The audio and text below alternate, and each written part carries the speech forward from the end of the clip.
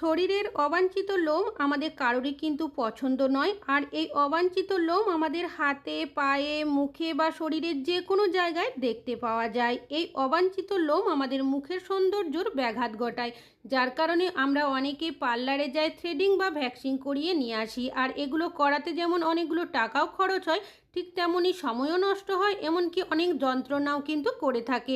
তো কোনো রকমের ব্যথা বেদনা ছাড়াই, পার্লারে না গিয়ে, কোনো রকমের টাকা পয়সা খরচ ছাড়াই আপনারা বাড়িতেই কিন্তু খুব সহজেই আপনাদের শরীরের যে কোনো জায়গার অবাঞ্ছিত লোম দূর করে নিতে পারেন। তেমনই একটা দেশি পাওয়ারফুল রেমেডি আমি আপনাদের কাছে শেয়ার করব।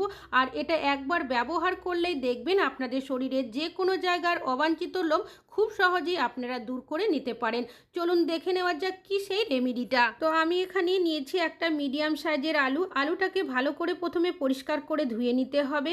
আলু আমরা প্রত্যেকেই সবজি হিসাবে রান্নাতে ব্যবহার করে থাকি, তবে অবাঞ্ছিত লোম দূর করার ক্ষেত্রেও খুব কার্যকরী এই আলু। তো কিভাবে ব্যবহার করবেন, এখানে একটা গ্রেটার নিয়েছি, গ্রেটারের সাহায্যে আলুটাকে গ্রেট করে দিচ্ছি। তবে চাইলে আপনারা এখানে কিন্তু আলুটা থেতো করেও ব্যবহার করতে পারেন। আলুর রস আমাদের স্কিনের জন্য খুবই উপকারী, সেটা তো আমরা প্রত্যেকেই জানি। তাছাড়াও আলুর রসের মধ্যে এমন বেশ কিছু প্রপার্টিস থাকে যেটা আমাদের অবাঞ্ছিত লোম দূর করার ক্ষেত্রে খুবই কার্যকরী। তো দেখতেই পাচ্ছেন এখানে কিন্তু আলুটা আমি গ্রেট করে নিয়েছি। এবার এখানে আলুর যে গ্রেট করাটা রয়েছে সেটার ব্যবহার করব না, আলুর মধ্যে যে রসটা থাকে সেটারই ব্যবহার করব। তো কি করবেন, নিয়ে নেবেন একটা পাত্র, বা চাইলে আপনারা এখানে তড়কা প্যানেরও ব্যবহার করতে পারেন। যে আলুটা গ্রেট করে রেখেছিলাম সেটা হাত দিয়ে চেপে চেপে রসটাকে আমি বের করে নেব। এখানে কিন্তু 1 চামচ পরিমাণের আলুর রসেরই ব্যবহার করব। তবে এখানে যে উপকরণগুলো ব্যবহার করব সেগুলো কিন্তু সব পরিমাণ অনুযায়ী ব্যবহার করতে হবে। 1 চামচ পরিমাণের আলুর রসের মধ্যে 1 চামচ পরিমাণের চিনি এখানে ব্যবহার করছি। চিনি আমরা প্রত্যেকেই খাওয়ার জন্য ব্যবহার করে থাকি, তবে অবাঞ্ছিত লোম দূর করার ক্ষেত্রেও খুব কার্যকরী এই চিনি। চিনি কী করবে, আমাদের যে লোমকূপ থাকে, লোমকূপের মধ্যে অনেক সময় নোংরা ময়লা থেকে যায়, যেটা ক্লিন খুব ভালো মতো সাহায্য করে এই চিনি। তো চিনিটাকে ভালো করে মিশিয়ে দিয়েছিলাম, এইভাবে 2 মিনিট মতো রেখেছিলাম। এবার এর মধ্যে দিয়ে দিতে হবে বেশ কিছুটা পরিমাণের বেকিং সোডা। চাইলে এখানে কিন্তু আপনারা ইনোরও ব্যবহার করতে পারেন, তবে ইনো সবার কাছে সবসময় থাকে না। বেকিং সোডা আমাদের প্রত্যেকেরই বাটিতেই কিন্তু মোটামুটি থাকে। তো ইনোটা দেওয়ার পর ভালোভাবে মিশিয়ে নেবেন। মিশিয়ে নিয়ে আপনারা কি করবেন, এইভাবেই রেখে দেবেন 1 মিনিটের জন্য। তারপর এখানে আমি নিয়েছি টমেটো। টমেটোটা ডাইরেক্ট ব্যবহার করা যাবে না, এটাকে কি করব, আমি একটা গ্রেটার নিয়ে নেব, গ্রেটারের সাহায্যে গ্রেট করে দেব। টমেটোর মধ্যে যে পাল্পটা থাকে সেটা যাতে বেরিয়ে আসে। তো এখানে টমেটোর যে পাল্পটা রয়েছে সেটা কিন্তু 1 চামচ পরিমাণেই আমি ব্যবহার করছি। তারপর একটু এগুলোকে ভালো করে আপনারা মিশিয়ে নেবেন। মিশিয়ে নিয়ে পাত্রটাকে আপনারা গ্যাসের মধ্যে বসিয়ে দেবেন। গ্যাসের ফ্লেমটাকে লোতে রেখে এইভাবে নাড়াচাড়া করতে থাকবেন। কিছু সেকেন্ডের মধ্যেই দেখবেন ফেনা মতো হয়ে যাবে, যেহেতু এখানে টমেটোর ব্যবহার করা হয়েছে আর বেকিং সোডার ব্যবহার করা হয়েছে। তারপর এটাকে আবারও 1 মিনিট মতো এইভাবে নাড়াচাড়া করে মিশিয়ে নেব।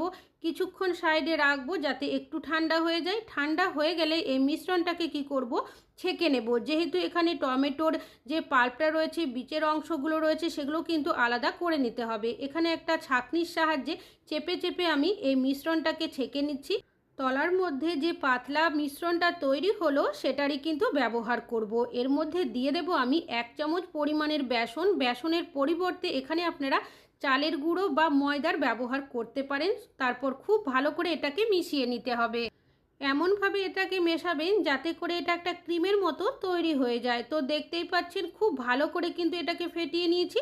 এবার এই মিশ্রণটা আপনারা কিভাবে ব্যবহার করবেন চলুন দেখে নেওয়া যাক। অবাঞ্ছিত লোম আমাদের হাতে, পায়ে, মুখে, কানের দুপাশে বা শরীরের অন্যান্য জায়গায় দেখতে পাওয়া যায়, যেগুলো তোলার জন্য আমরা পার্লারে যাই, থ্রেডিং বা ভ্যাক্সিং করিয়ে নিয়ে আসি। তো কোনো রকমের পার্লারে না গিয়ে বাড়িতেই কিন্তু খুব সহজেই আপনারা আপনাদের শরীরের যে কোনো জায়গার অবাঞ্ছিত লোম দূর করে নিতে পারেন। তো এটা ব্যবহার করার আগে আপনারা কি করবেন, নিয়ে নেবেন আপনারা কোলগেট বা সাদা ধরনের টুথপেস্ট। একদম সামান্য পরিমাণের কোলগেট আমি দিচ্ছি। এখানে টুথপেস্ট কি করবে, আমাদের লোমের যে গোড়ার অংশগুলো থাকে সেটা অনেকটাই আলগা করে দেবে। তাছাড়াও লোম তোলার পর দেখবেন জায়গাটা অনেক সময় একটা কালচে ভাব চলে আসে, সেটা হবে না। তাছাড়াও এই কোলগেট বা টুথপেস্ট দেওয়ার কারণে অ্যানাস্থেসিয়ার মতো কাজ করবে, কোনো রকমের আপনাদের ব্যথা বেদনা লাগবে না। যে জায়গার মধ্যে লোমটা তুলবো আমি এইভাবে করে লাগিয়ে দিয়েছি। তারপর দিয়ে দেব সামান্য পরিমাণের পাউডার। আমরা যখন আইব্রো করি দেখবেন আমাদের প্রত্যেককে কিন্তু একটু পাউডার দিয়ে দেয় যাতে ব্যথাটা না লাগে। সামান্য পরিমাণের পাউডার আমি দিয়েছি।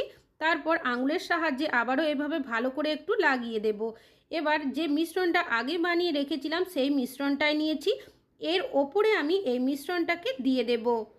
তারপর এই মিশ্রণটাকে আলতো হাতে আপনারা এইভাবে লাগিয়ে নেবেন যে জায়গার মধ্যে আপনারা লোমটাকে তুলবেন। এইভাবে করে লাগিয়ে আপনারা রেখে দেবেন 5 মিনিটের জন্য। এর থেকে বেশি কিন্তু রাখবেন না। 5 মিনিট রাখলে কি হবে, এর কালারটাও চেঞ্জ হয়ে যাবে, লোমের যে গোড়াগুলো রয়েছে সেটাও অনেকটাই আলগা হয়ে আসবে। একটা নরম সুতির কাপড়ের টুকরো বা একটা টিস্যু পেপারের এখানে ব্যবহার করতে পারেন। আলতো হাতে উল্টো সাইড থেকে এইভাবে যদি আপনারা টেনে নেন, দেখবেন আপনাদের অবাঞ্ছিত লোম আপনারা খুব সহজেই তুলে পরিষ্কার করে নিতে পারবেন। এবার কিছুটা নর্মাল জল নিয়েছি, সেটা দিয়ে ধুয়ে দেখাচ্ছি। দেখতেই পাচ্ছেন যে জায়গার মধ্যে লোমটা তুলেছি সেই জায়গাটা কিন্তু একদমই পরিষ্কার হয়ে গেছে আর একটুও কালচে ভাবও দেখাচ্ছে না। আশা করছি আপনাদের টিপসটা কাজে আসবে। তাছাড়াও এই রেমেডিটা আপনারা মুখের মধ্যে বা শরীরের অন্যান্য জায়গার মধ্যেও কিন্তু অ্যাপ্লাই করতে পারেন। তবে মুখের মধ্যে বা কানের দুপাশে যদি আপনারা রেমেডিটা ব্যবহার করেন, সেক্ষেত্রে আপনারা এখানে কোলগেট বা টুথপেস্টের ব্যবহার করবেন না, পাউডার নিয়ে নেবেন। পাউডারটা কি করবেন, মুখের ওপরের সাইডে, নিচে বা কানের দুপাশে যদি লোম তোলেন, পাউডারটাকে দিয়ে আলতো হাতে এইভাবে করে আপনারা লাগিয়ে নেবেন।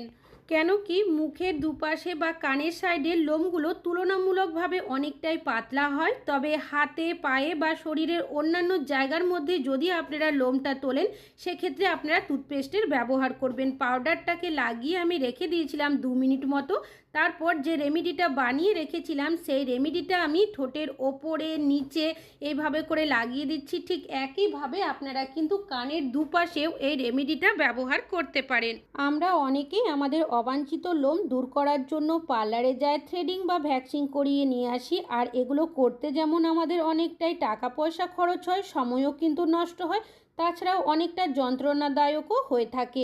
এই পদ্ধতিতে ঘরোয়া উপায়ে আমরা যদি আমাদের অবাঞ্ছিত লোম দূর করে নিতে পারি, তাহলে এর থেকে ভালো কিন্তু কিছুই হয় না। তো এইভাবে করে রেমেডিটা লাগিয়ে আমি 5 মিনিট মতো রেখে দিয়েছিলাম, এর থেকে বেশি কিন্তু রাখবেন না। তারপর নরম সুতির কাপড় নিয়ে নিতে পারেন বা তুলোর ব্যবহার করতে পারেন। কিভাবে লোমটা তুলবেন, লোমের যে গ্রোথটা থাকে তার উল্টো সাইড থেকে আপনারা এইভাবে টেনে নেবেন, তাহলেই দেখবেন কোনো রকমের ব্যথা বেদনা ছাড়াই খুব সহজেই আপনারা কিন্তু আপনাদের অবাঞ্ছিত লোম দূর করে নিতে পারেন। এই পদ্ধতিতে আপনারা আপনাদের শরীরের যে কোনো জায়গার অবাঞ্ছিত লোম দূর করতে পারবেন ব্যথা বেদনা ছাড়াই। তো আমি ঠোঁটের ওপরের সাইডেও লোমটা কিন্তু একই পদ্ধতিতে এইভাবে তুলে নিচ্ছি। তো দেখতেই পাচ্ছেন কতটা সহজে এইভাবে করে আমরা আমাদের অবাঞ্ছিত লোম দূর করে নিতে পারি। আর এইভাবে যদি অবাঞ্ছিত লোম দূর করা হয়, আমাদের লোমগুলো তো উঠে যাবে, তাছাড়াও আমাদের কোনো রকমের দাগ ছোপও কিন্তু পড়বে না এইভাবে লোমটা তুললে। তাছাড়াও এখানে যেহেতু ঘরোয়া উপকরণের ব্যবহার করা হয়েছে, এর কোনো সাইড ইফেক্টও হবে না। একটা তাওয়াল জল দিয়ে ভিজিয়ে নিয়েছিলাম, সেটা দিয়ে আমি এইভাবে মুছে নিচ্ছি। আশা করছি আপনারা এই পদ্ধতিতে আপনাদের শরীরের অবাঞ্ছিত লোম খুব সহজেই দূর করে নিতে পারেন। ভালো লাগলে অবশ্যই একটা লাইক করবেন। আজকে এখানেই শেষ করছি।